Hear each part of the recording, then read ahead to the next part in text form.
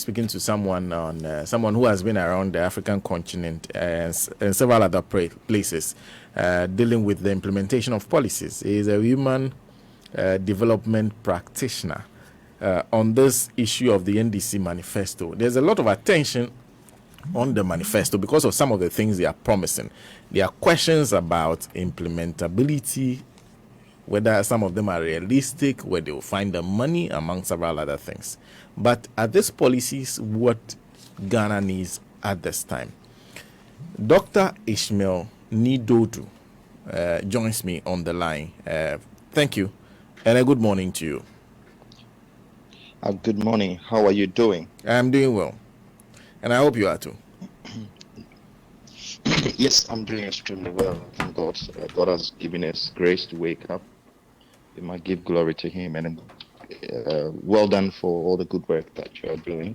And I think that it's really what we call that is a food to the soul of many people, especially this time when we are contesting for the soul of the nation to see what would be good for us.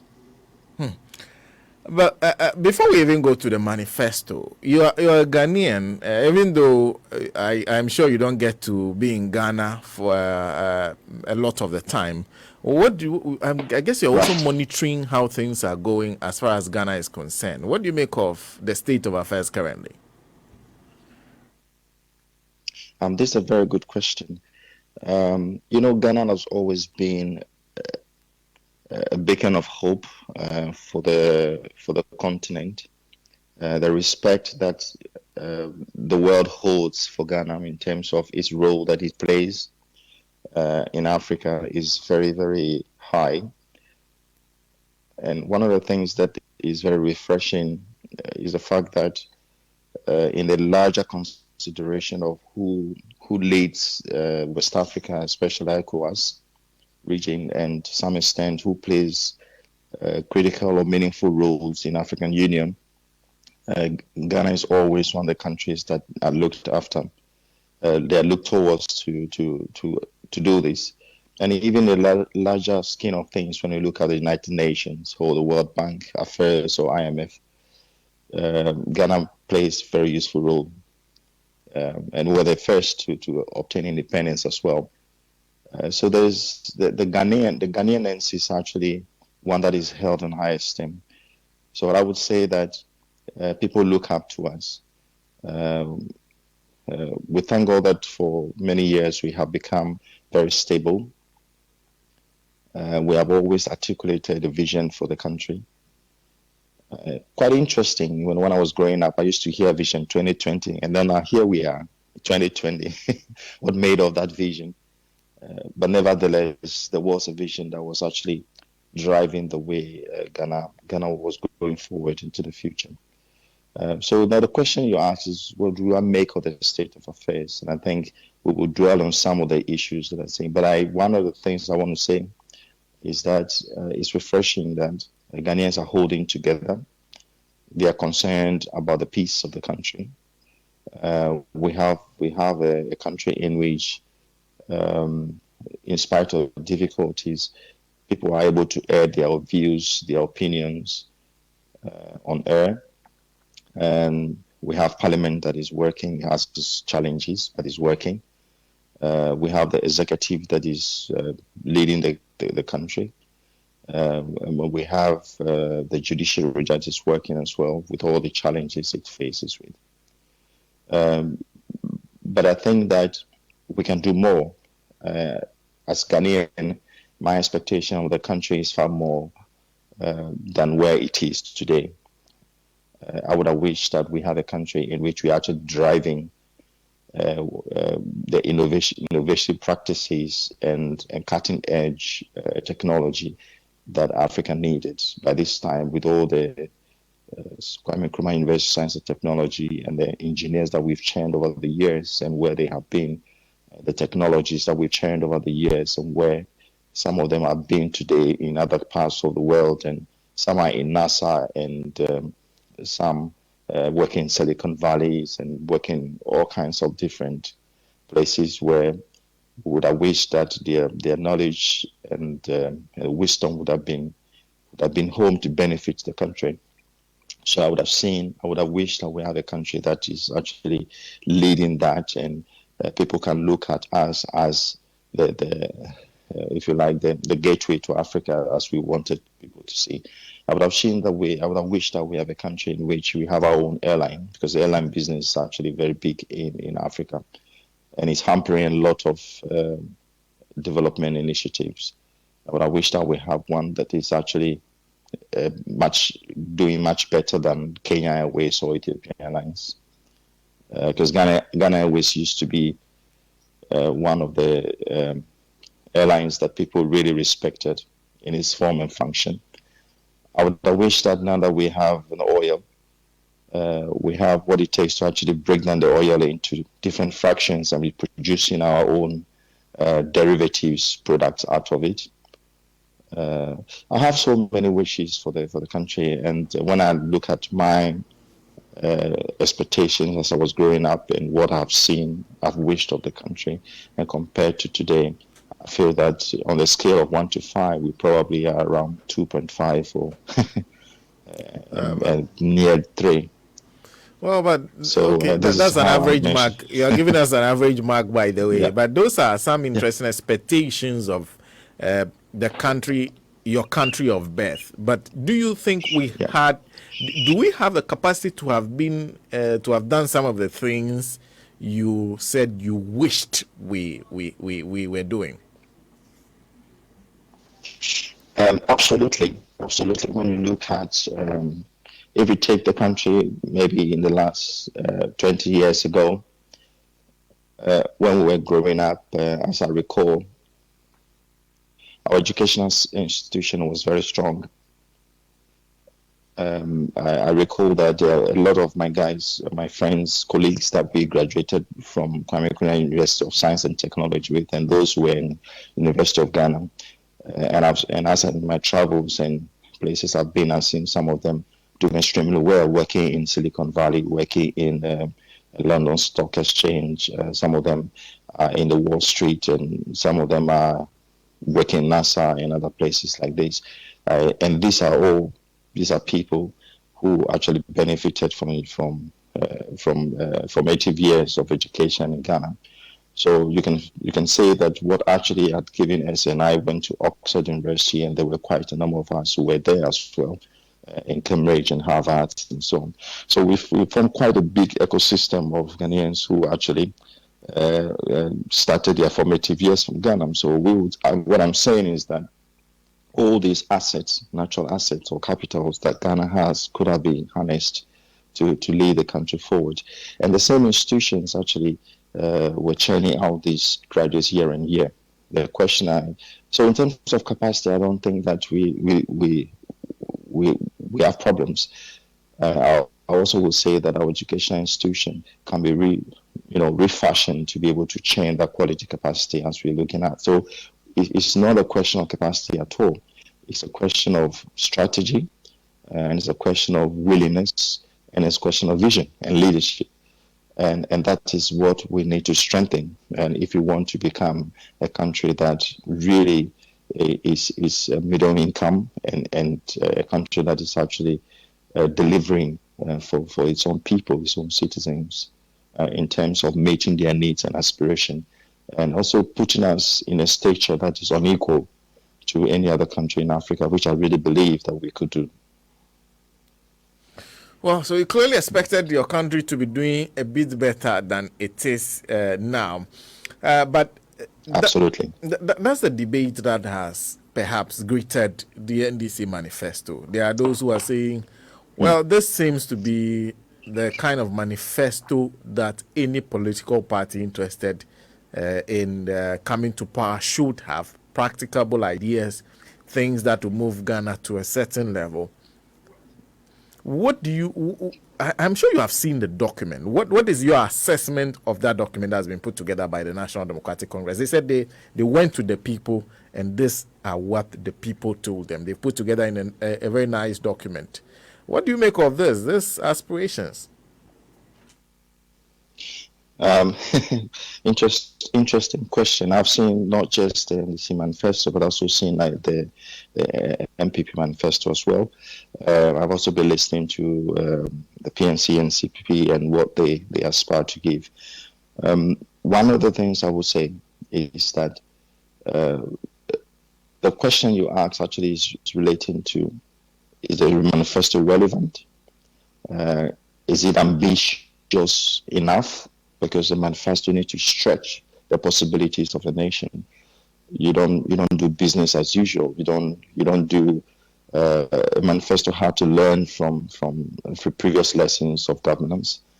Has to deeply reflect what could have been done better. So it necessarily has to be ambitious, and you have to measure the level of ambition and relate that to the extent to which you can say the manifesto is also efficacious in terms of the quality impact that it could have if it is actually implemented.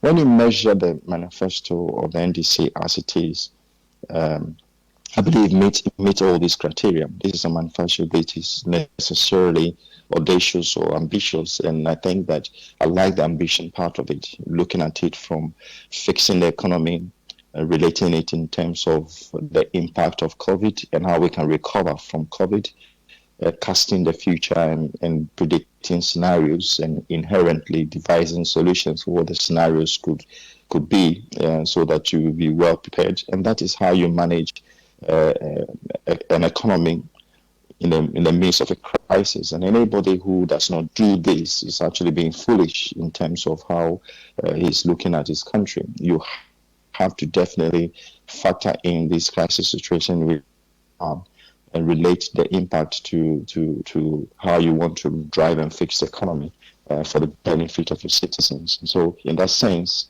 the manifesto really is very key and is doing very well there. The other thing is you look at the human development indicators. As a political party, I believe that, or any entity that is looking to lead the country, I believe that you lead for a purpose. And what is that purpose? The purpose is to make sure that your citizens will meet their needs and aspirations. You provide a context in which citizens can thrive. They can blossom, they can feel prosperous, and the whole nation feel prosperous, which means that you have to stimulate human development in a certain direction, which would have larger benefits for everybody, not just for the few. So-called what we call in development, bridging the inequality and allowing for a just and inclusive society to thrive. That manifesto does that, and it does that brilliantly through the processes that it went through to come out with some of the key elements that are contained in the manifesto. So things around strengthening the human capital in terms of the kind of education we want to have, not just the current, what we're doing now, but to emphasizing skills, vocational skills, technological skills, and emphasizing the delivering of education content itself, restructuring the content to improve the quality so it becomes fit for purpose into the future. So we would have vocational schools that will provide us with the so-called engineers, if you like, or nation builders who will build our roads, who will build our hospitals, will build our houses, and so on. I think this is setting a stage for strengthening a local content, so that in terms of driving an infrastructure development, which is the big push that we're talking about, that you have Ghanaians that will actually be the forefront in driving that. That relates to job creation, that relates to livelihood creation, which means that you're also addressing the issue of poverty. You are bringing people, you are growing a middle class, and through this process, and this will then lead to payment of taxes, and then you just circle back to being able to finance your basic services. So I think this is a very, I've painted a very, if you like, very surreal dream, but this is what the manifesto allows you to do. So I'm still dealing with this audacity and this ambition. Then you look at the elements of human development as well, which they really looked at in terms of bridging the inequality gap, that you're making an economy that will not only help a few, but would actually help the larger masses. And I think this is common sense, but it's really something that is at the heart of everybody, which means that what you're looking at, therefore, is that it's possible for the Kayayo to start off as a Kayayo, but to have her children actually growing to become engineers into the future. Because by being a Kayayo, they are integrated in an informal economy in which they can grow from one state of affair to the other in order to be able to fend for their children who can then do better. And that speaks to a larger issue which I call intergenerational poverty. The biggest problem of many African countries is a transference of poverty from the great-grandfather to the grandfather to the father all the way up. And if you do not break that cycle of intergenerational poverty, you're going to have a country in which they're going to be extremely poor. And a manifesto that goes the route of breaking intergenerational poverty is fantastic. Of course, we'll come into the discussion about how then do you finance this. Because you were speaking to the audacity of the manifesto, which means that you admit that this manifesto is reaching quite high. Yeah. But you say we need this. We do, yes. It's very audacious and it's practical. And we see it as audacious today is because most manifestos, or in the past, we have not had manifestos that really stretch us that far. A forward-looking manifesto is what will stand the test of time. And if you look at the manifestos of the Democrats or the Republicans that we are beginning to follow in American elections, this is exactly what it does. You need to have a manifesto that's very elastic. You can stretch it to the limit of it. And this is what is important, what is needed. Because like I said, a nation is built through possibilities. Ronald Reagan said, the republic is a dream. And if we stop dreaming, the republic dies. And indeed, every nation and the way you want to see that nation is through a vision. And a vision, you cast a vision. And when you cast a vision and you do not really stretch the possibilities of your imagination for that vision, then I really think that you are doing nothing. And this is what manifesto should allow us to do. It should allow us to dream to the extent possible. I would actually go as far as including that we're going to set out a manufacturing plant that will actually manufacture all the laptops that we use in the country. And that in itself is doable, and it is possible. It is not something that is far-fetched because, if we decide that we're going to fabricate laptops, or we're going to start assembling laptops, or we're going to start manufacturing solar panels from the scratch, if that is the dream that we have, and this is the question we set to ourselves, we'll be able to possibly make it happen. So really, it is very practically audacious. That's how I'll call it. It's a manifesto that is progressive and it is practically audacious. Let me also ask you what your pick from the manifesto is. What are the major promises, plans, and policies that are attracting your attention as somebody who is interested in human development? Mm-hmm. A number of things. The first one is the primary health care. A nation thrives when his people are healthy. Somebody said that a sound mind with a sound heart, there is nothing they cannot achieve. If you look at our health sector, a lot of the problems that we are faced with are not sophisticated health care systems. They are really some of the basic things. And one of the things that the manifesto does is to really look at improving the hygienic environment. Now, if you improve the hygienic environment alone, you can imagine how much of the problems, health problems that we faced will be reduced. Think about using mosquito nets or covering gutters and creating a hygienic environment, and the impact it's going to have on malaria incidents, and then how much money we're going to save if people don't get malaria and they're living healthy. So I think the whole healthcare, primary healthcare, from prevention to treatment, I think it's a very good thing. And the fact that we're going to make it free is very, very, very, for me, is very useful. I mean, it's the same idea that was used to make the treatment of tuberculosis and those things, malaria, at the time, the primary healthcare free, that the UN adopted, and they were giving injections on, how the skin diseases injection and all of that. The same impact, because the average individual, and this is why the People's Manifesto really reflects the touch of the people, is the fact that what really concerns them is what I call paracetamol medicine. You really need to see a physician because you have headache, because you have malaria symptoms and so on. You don't need to. It shouldn't be a headache to the extent that somebody would feel, well, I cannot go and treat myself malaria because I don't have money, and so you start resorting to other things, and then the malaria drives into something else and start killing people. So I think structuring a primary health care services that is free really is at the bottom of human development, in the sense that you are treating health as a development initiative, and therefore you are investing in it.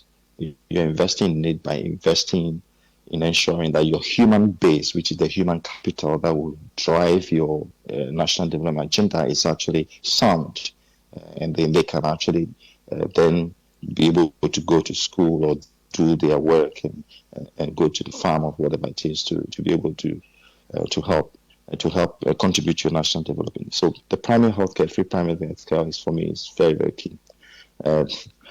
Improving the free SHS,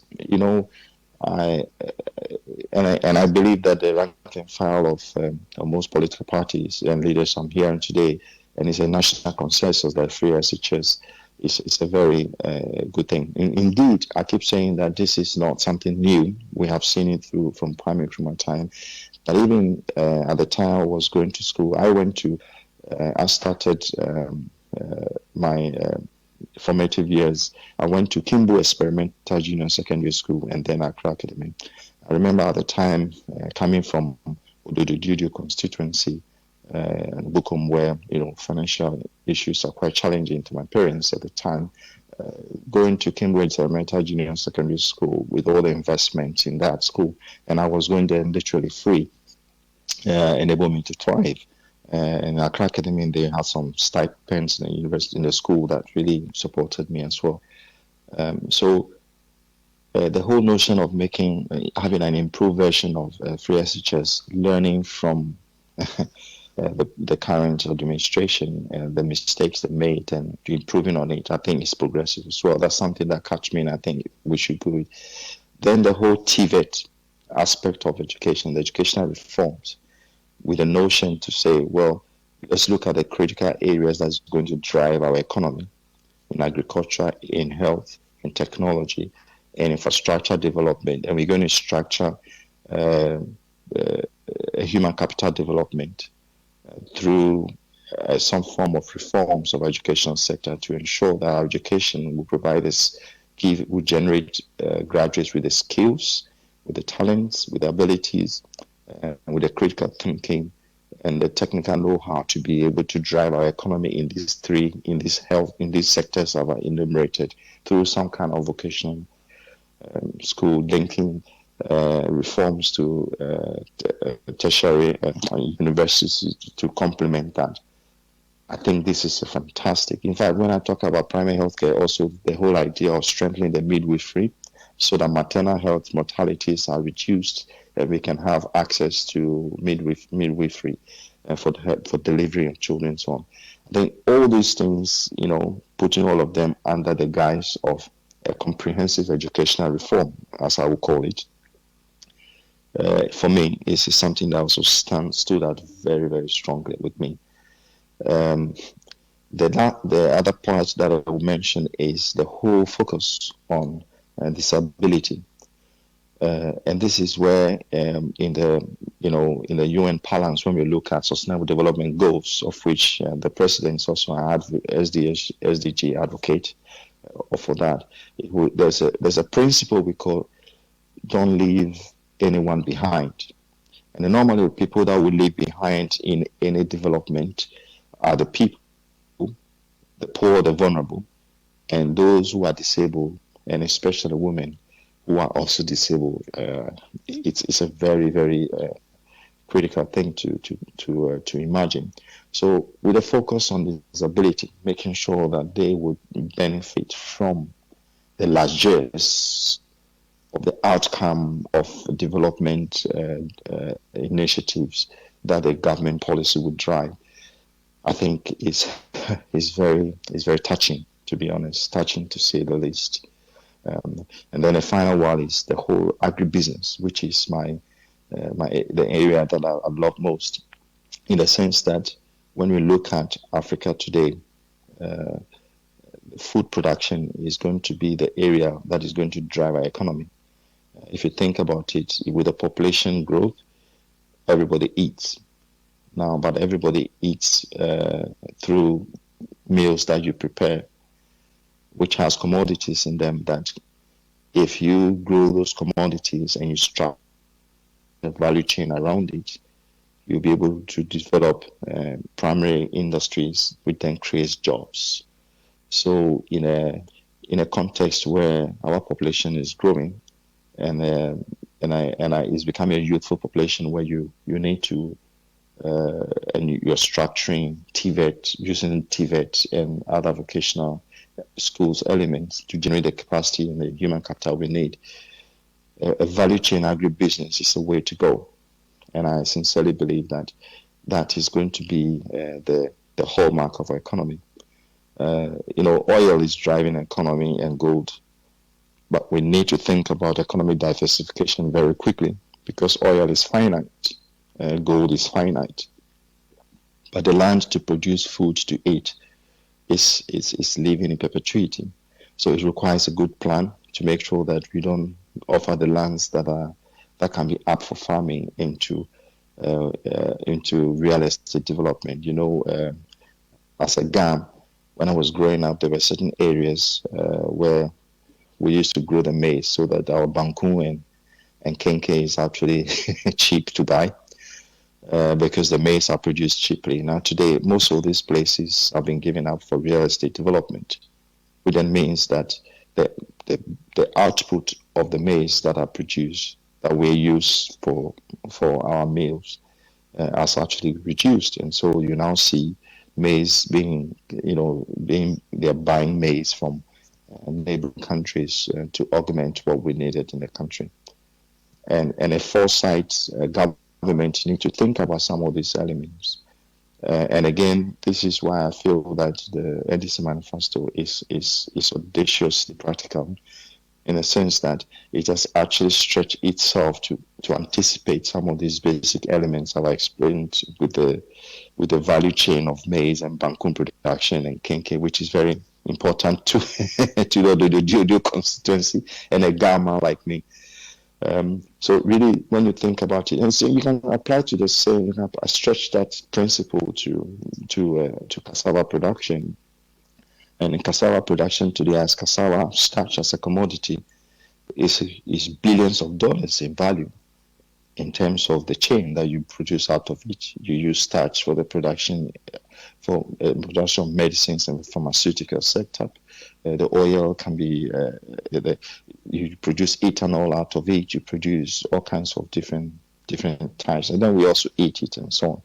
Now, when you imagine the value chain, and then cassava producing areas have been turned into real estate development, we're definitely going to miss out in terms of output and our ability to actually structure an industrialization setup around it. So I think these are elements that really help me. The last thing I would say actually is the whole idea of thinking about the youth and making in a people-centered manifesto, there's a big focus on youth. And by this, we're looking at young people, women and young boys and girls between the ages of 18 to 25, or you stretch imagination into 35. And in the next 5-10 years, they probably will be about 65 to 70% of maybe 30 million population that Ghana will have. Now, if you have a population in which the average age is 35 years, then truly we are looking at a very youthful population. Now, we all know how much self-leadership, how much capacity, critical thinking that such a youth between the ages of 18 and 35 have, that you can feel comfortable to hand over a whole nation building into their hands. That is a question that we need to think about.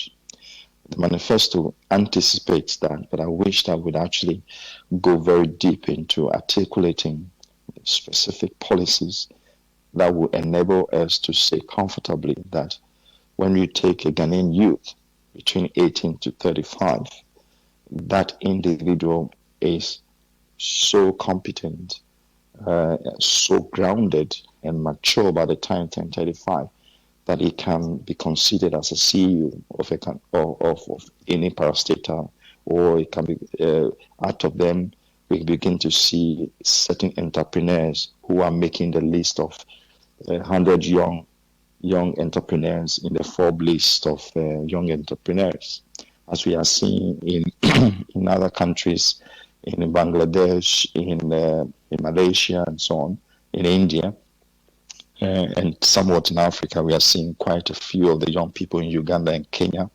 and Tanzania making it to that particular list. So we say that we're going to have quite a few of them making the list from Ghana. And then looking at that youth and say Ghana is surrounded by francophone countries in the terms of economies of scale. And if you're imagining the industrialization that we are thinking about, imagining the growing of the middle class.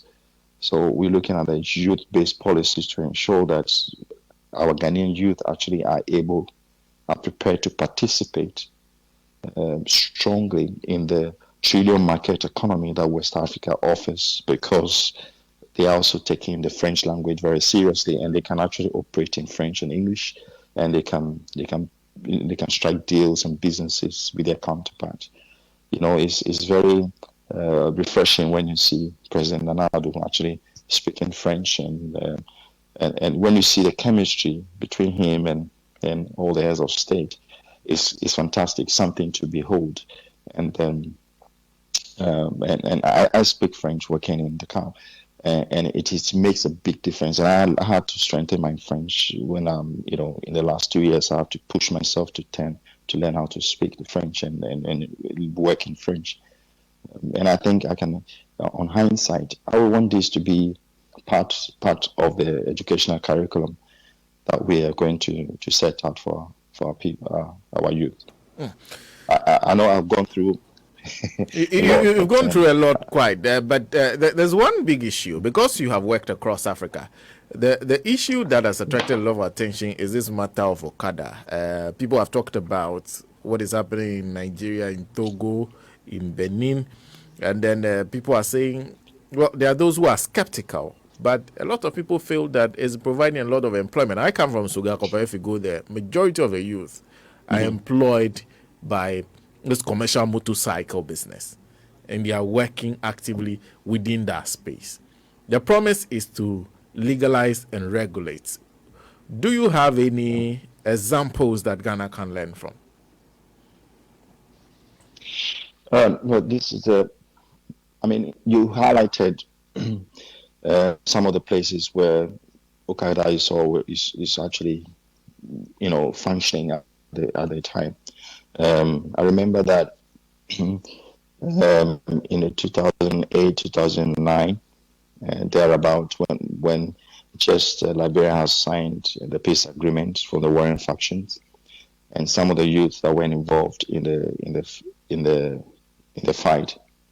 We had this program called disarmament, reintegration, mobilization into so basically taking them from that mindset of war and reintegrate them into society.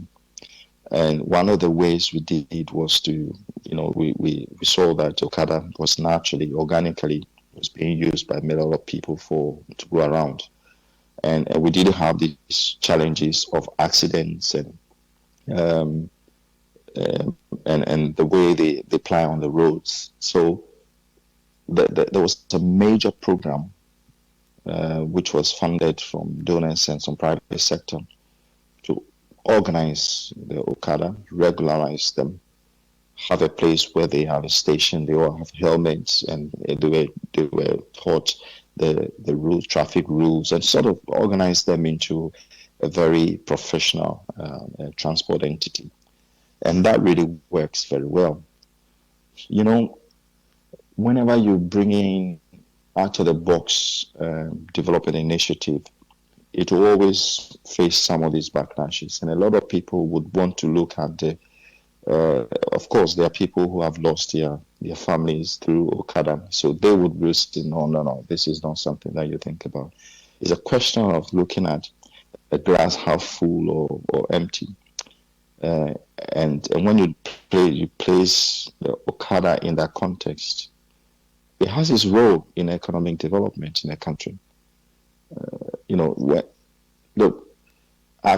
My visit in Ghana recently, I saw around East Legon. A lot of people were dressed up in their suits, and they presumably late for work, looking at the traffic. They were jumping on Okada and driving away because they were able to whiz through the traffic and get them to work early. So that's a real purpose there. So for ease of movement, it has the potential to facilitate ease of movement. It has also the potential to improve our productivity at work, because to get people to work early and to avoid traffic. And so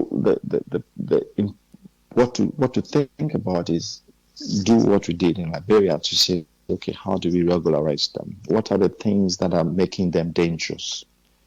Can we then address those things and formalize them into the transport economy, so that if we do that, we can be able to take some taxes from these people, out of which, the youth, they are very innovative. You could even have Uber Okada, where Okada can come and pick you from your home. There are delivery services that Okada can actually perform very well, where you sit in your home, you can use an app to request for Okada to come and take a list of items you want to buy at Katamanton, to go and shop and bring it to you. I mean, there could be all kinds of things that could make life very easy. And what you are doing is that you're actually creating livelihood and creating jobs there.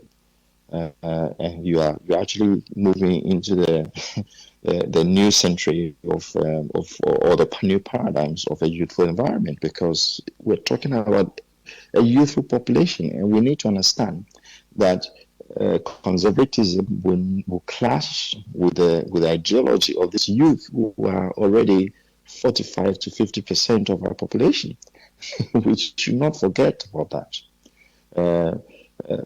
As a matriarchal society, sometimes we tend to root ourselves into conservatism and traditionalism, but we really need to be very careful, because that would be a tension right there.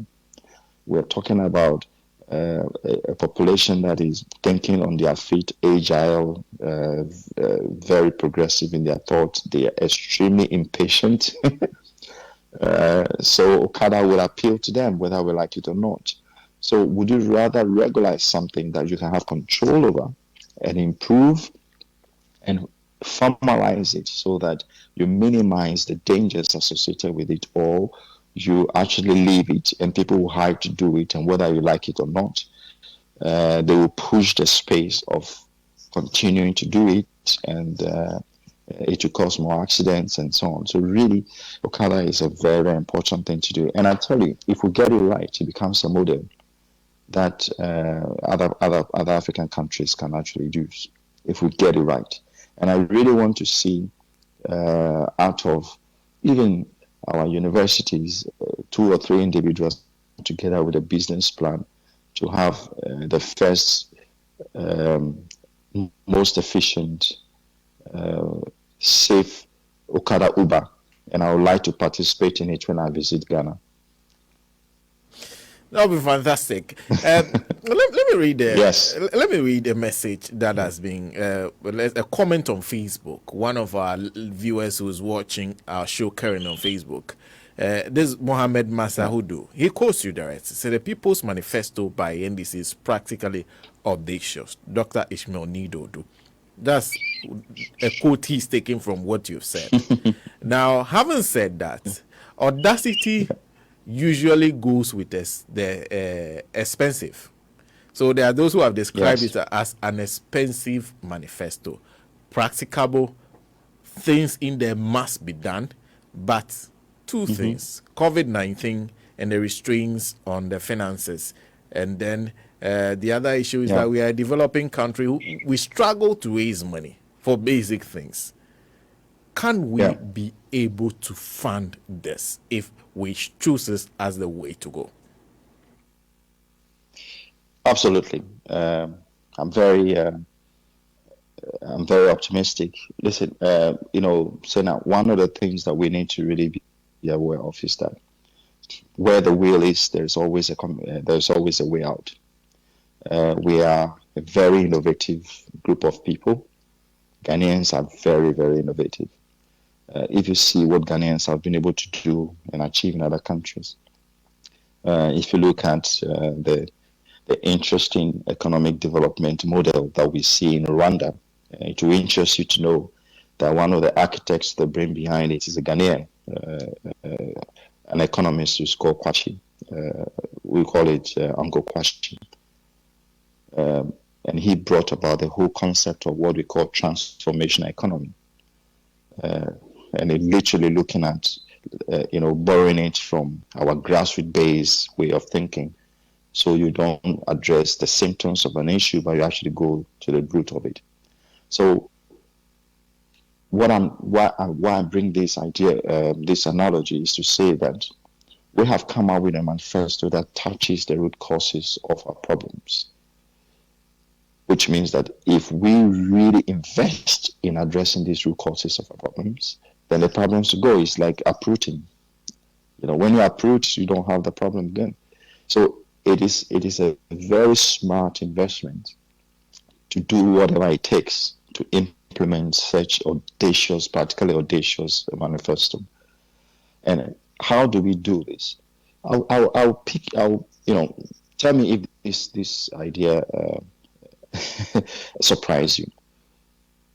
If you look at, for example, the diaspora in Ghanaian diaspora, there was an occasion where I had opportunity to discuss with a group of Ghanaian diaspora from different parts of the United States, and where we were brainstorming development issue in Ghana. And I said, can I ask a question? If you have an initiative in which it is transparent, the corruption is managed, we know where the money is going, can be accounted for, and that initiative is like addressing a primary health care or some basic services in a health or education in Ghana, and the government come to you, and someone from the government come to you and say, look, I give you my commitment. Can you give me $1,000 per person? And you do it 1,000 per year, and I'll construct what I call a diaspora investment fund. And I'm talking a funding model, diaspora investment fund, and that money goes in and we use it to really address these particular issues that we have identified, which you believe it is essential for transforming our economy. And we are going to do that with sincerity, with honesty and transparency. And you will know where the money is, what is going to go. Raise your hands if you would support this. 100%, and we're about 150 people. And some say, well, what is $1,000? I mean, I am a physician working in the US, and I earn, 200,000 a year. I mean, what is $1,000? I mean, the question is not money. So do you know there's over 3.5 million Ghanaian diaspora, each giving us 1,000. How much is that? It's 3.5 billion. Over a 4-year time, we're talking how much? Almost $14 billion. Has that shocked you? Voluntary contribution from Ghanaians. You see? So innovative financing is what is the way. So a number of ways to raise our financing. One is what I've indicated, creating a diaspora investment trust. And Rwanda has something they call that Gaturi Fund. The Egyptians did something they call, I forgot what it is, but they used that to finance, they raised 15 billion to finance the construction of the Suez Canal. So this is not new. Indians do that all the time. The Jews do that. This is not new at all. Structure a diaspora investment trust fund.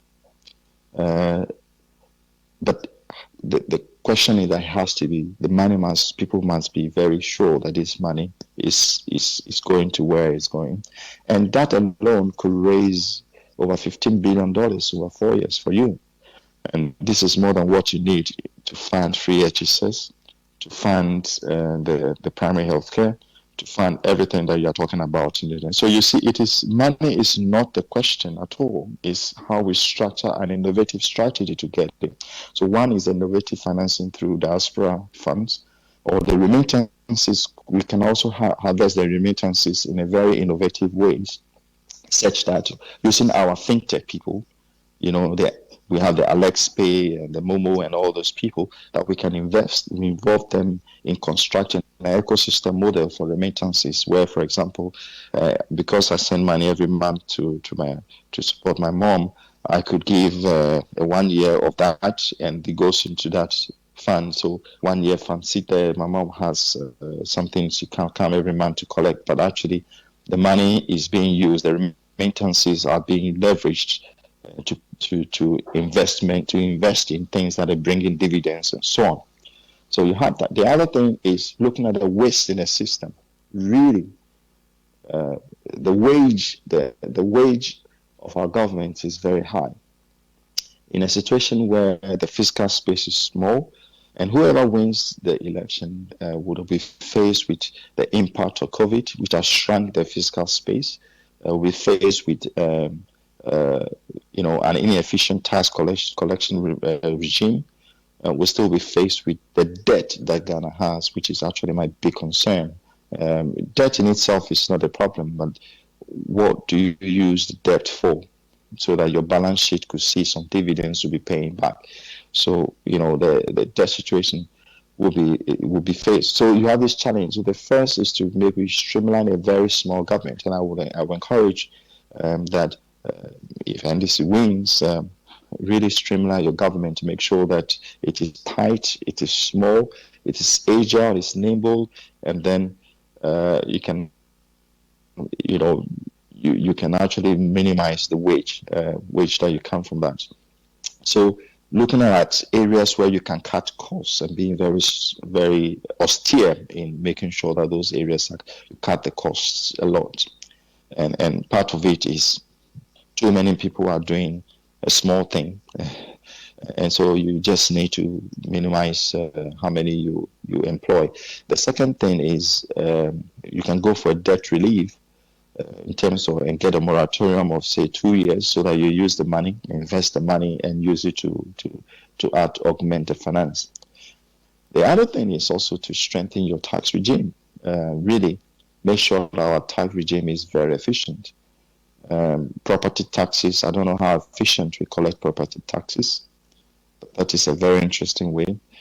When you stimulate, and I like the idea of bringing the informal economy into the mainstream economy, then you'll be able to devise some innovative tax regimes.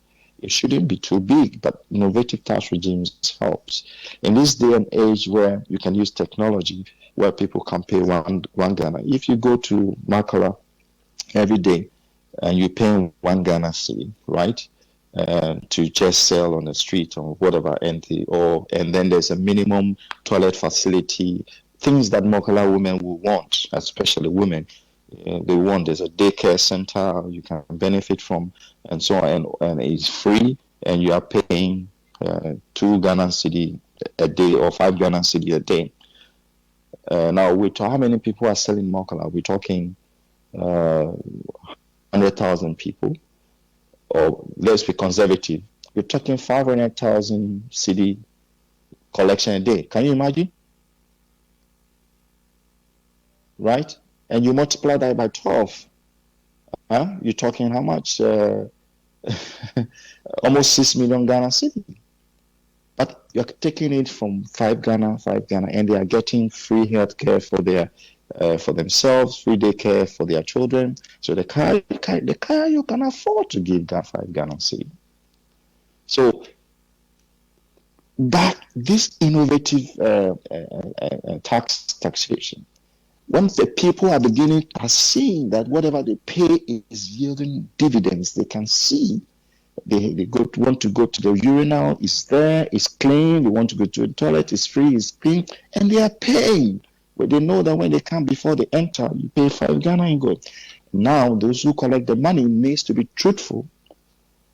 So that's where you have the challenge, that somebody will not take the money into their house, but they actually. So brings me to corruption. Finding intentional ways to reduce corruption, to increase the productivity of the civil service, and to minimize corrupt practices in the system, so that money that accrued to the state might go to the state for the benefit of the people. So having a robust strategy to manage corruption will be something that will be helpful. And when you manage that corruption, you know that you can actually rely on the diaspora investment trust, because people then will be able to give money. I don't think that if I give, it's going to individual pockets.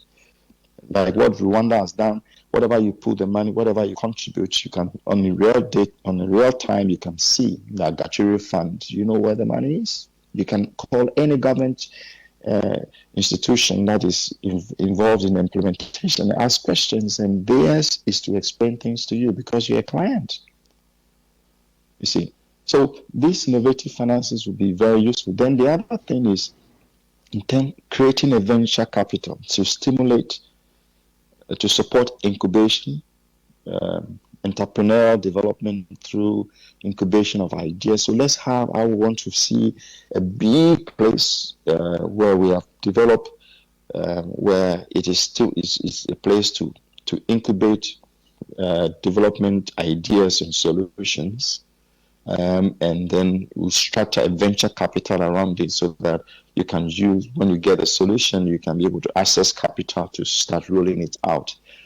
And in that one as well, you can have a mixture of the Japanese and Malaysian model, in which the state can, by giving you a venture capital, the state can own maybe 5% equity in the new program that you are doing. So as soon as you actually started making money, the state does not only benefit from the productivity and the money the company is making, but also benefited from taxes. And the individuals would have the opportunity to sort of win the state out when they are fully grown. So by doing this, you can actually deploy state resources into strategic interventions that will stimulate the economy, create jobs, but also bring money back to the state. Okay, so all of these different financing models are very innovative, and they can be used you can mix them in different ways, from the tax regime, innovative collection of money from Makola, Kwasiaja, Sukatamanto, innovative collection of money in different places, with whatever we do, but these ideas are there, plus venture capitals, job creation, incubation centers, and getting Ghanaians having the mindset that they all contribute to a national development. Okay. And always having this conversation as a public conversation where people can feel that there's a civic education or civic discourse in which Ghanaians will think the question is, what am I doing to develop my nation? The People Manifesto will indeed becomes the manifesto owned by the people. Okay. Okay. Doc, this is where we have to Yes. leave it.